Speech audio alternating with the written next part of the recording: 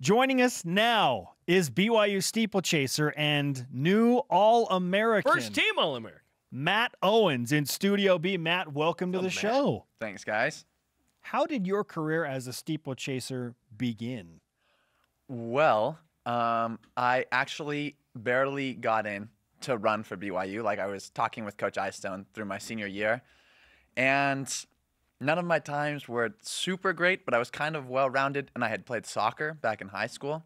So when I got to BYU and was like, what do you want me to do? He's like, well, you weren't great at anything, but you're athletic, so let's just try you out in the steeple. And it ended up working out really well. Yeah. So, how'd you take the "you're not great at anything" comment? If it was kind of like that. Well, most of the other guys on the team had been recruited, and I actually only got here because I reached out to Coach Eystone, and he gave me times to hit and stuff. So I kind of agreed with him. I was like, okay, I can see everybody else is far above me. So Steeplechase is an interesting one. For those that don't know, it's 3,000 meters. It's the one where you jump over hurdles and into the water. How did you get into that event? Into the steeplechase? Yeah. So I'd always wanted to do it in high school. And when Coach offered it as like a potential option for me to run here in college, I was really stoked, especially since I'm a distance runner and running 25 laps on the track just sounds miserable. And so if you can throw some barriers and stuff into it, that's great news. It makes it entertaining. That's right. So you don't mind running with wet shoes? That's what I just learned, right? Yes. And does it cool you down if you're hot? You're like, oh yeah, can't wait for the little pool. Well, truth is, it only really gets up to like your knees. So Well, that's unless you go all in. You could take a moment if you want. The goal is to not go all in all the time, but all in mentally, not physically. That's right. I get it. At what point did you realize, hey, I'm actually pretty good at this event? So last year when I got home from my mission, I was really fat. It was rough. And I still did pretty well. I almost ran fast enough to qualify to run at regionals. And so being pretty out of shape and pretty heavy, I was really happy with that. It wasn't until my first race this year when I was like, I got to qualify for regionals. I can do it. And then I beat the qualifying time by 25 seconds. Whoa. I was like, all right, I might be pretty good at this. So, and then the rest of the season was more than I could have ever hoped for. So, okay, describe to us last week the final for the steeplechase and how you finished sixth. Sixth. You're a freshman.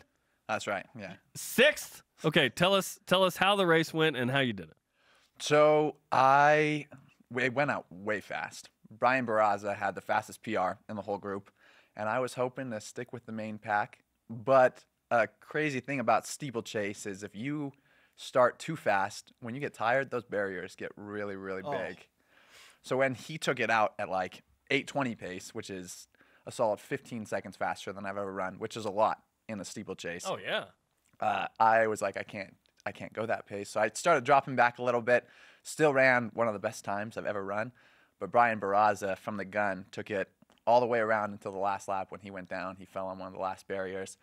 And then I kicked it in at the end. Still ran a really good time, and I'm super happy with it. What is the hardest part about the steeplechase? Hardest part about the steeplechase? Making sure you never lose focus. Because you got 5 barriers every single lap. And I actually fell in one of my races this season and almost fell in another one of my races because of the fact that I got distracted with kicking in at the end of the race, looking up at the screen to try to figure out how far people were behind me and stuff. And if you ever get lax, you could fall on a barrier and that could totally ruin your race. So you can never zone out. You've always got to be focused on the race. Did I read correctly that you have 10 siblings? I have 9 siblings. You have 9. You're one I'm of the 10? 10. Okay. How did that, growing up in kind of that zoo, if you will, affect you, maybe help you be a better runner or athlete? My older siblings, my whole family in general, is very competitive. And so I played lots of games / sports, and I've got 5 older brothers, and so I always wanted to be able to compete with them.